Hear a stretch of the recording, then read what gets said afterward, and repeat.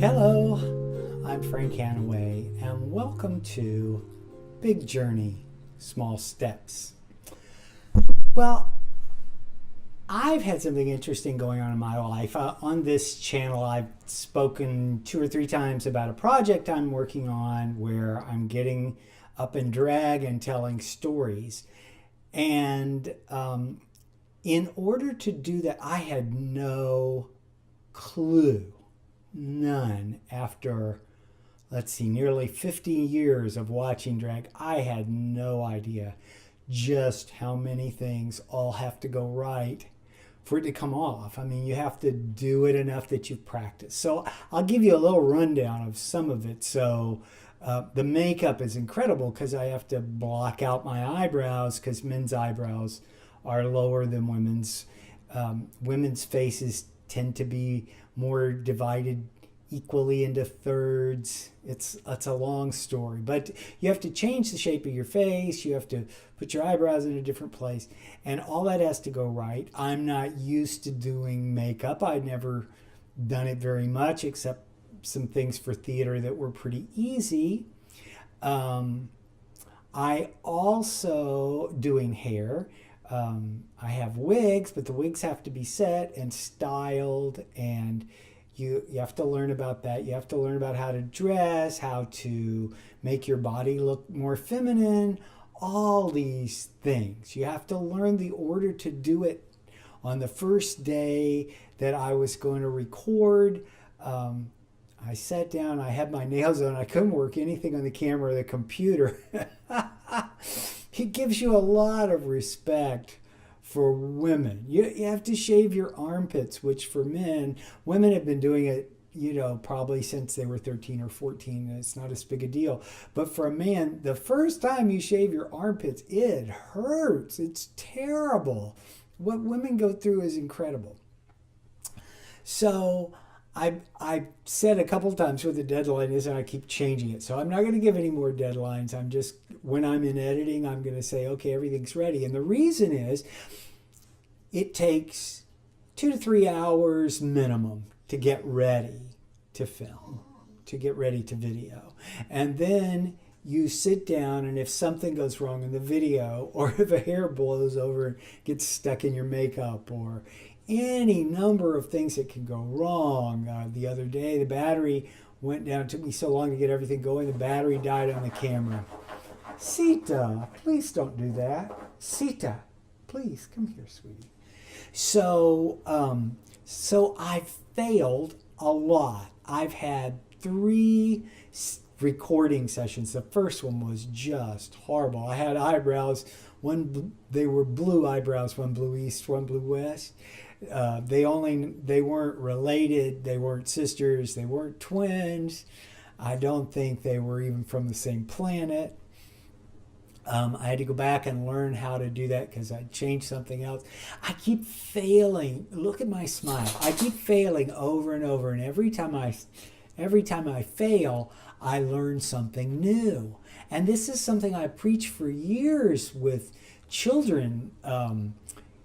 Teach your children how to fail at something gracefully. I know this is a hateful word to most of us, but really, nobody's ever learned to do anything without a lot of failure.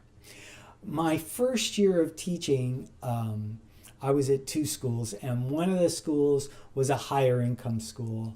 And there was a little boy there. He was in the 4th grade, and his parents were coming in to complain to his math teacher that he had gotten a B.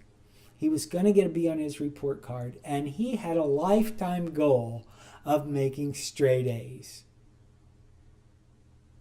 So I guess he didn't need to come to school or something. I don't know what people think that the parents must think it's about the grades. It's not about the grades.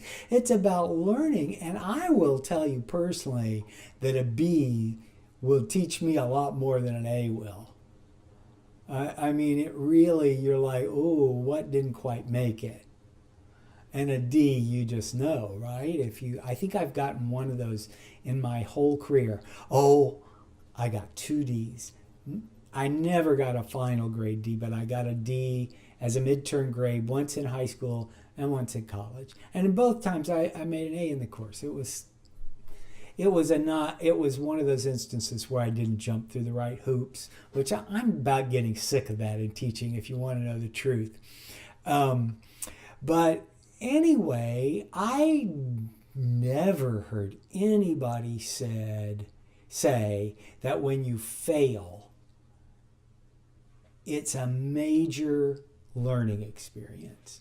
And it's building you to the point that when you get it, you've earned it.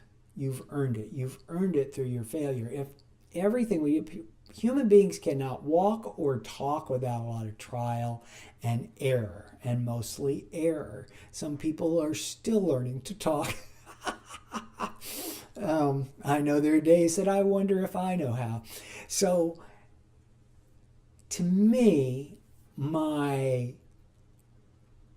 I've always vocalized, well, not always, but maybe about the last 10 years or so, I took some courses, did some research, and found out how much we needed to teach our kids to fail gracefully.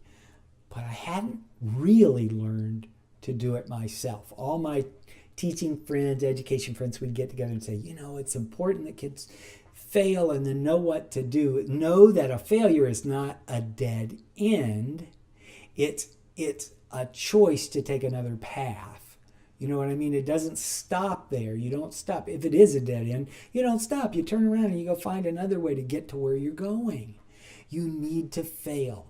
Edison failed over and over and over. Einstein failed. The people that we look at, Gandhi failed with his satyagraha over and over and over until he got it right. So I've made peace with failure. I've been failing at all these things and tickled to death about it. Because every time I go back, it's better. So like I say, I've done 3 days of video shooting. The last day was pretty good. I really could save it visually. But I still thought I needed to work on the script more. These need to be a little more scripted. They need to have an improvisational air to them. They need to be like I'm just telling you a story, but it also, if you tell things with humor in it, you need to set up the punchlines and you need to say it in such a way that it's clear to your audience and so forth. Anyway, it's just a thought. It's easy to preach things for other people, which is what I've been doing. But I'm wearing that coat. I've taken it as my own, and I'm proud of myself about it. Ooh. Now I have to work on pride goeth before a fall. Thanks for listening to my babble and spending your precious time with me. As I love to do, I wish you from the bottom of my heart peace and joy.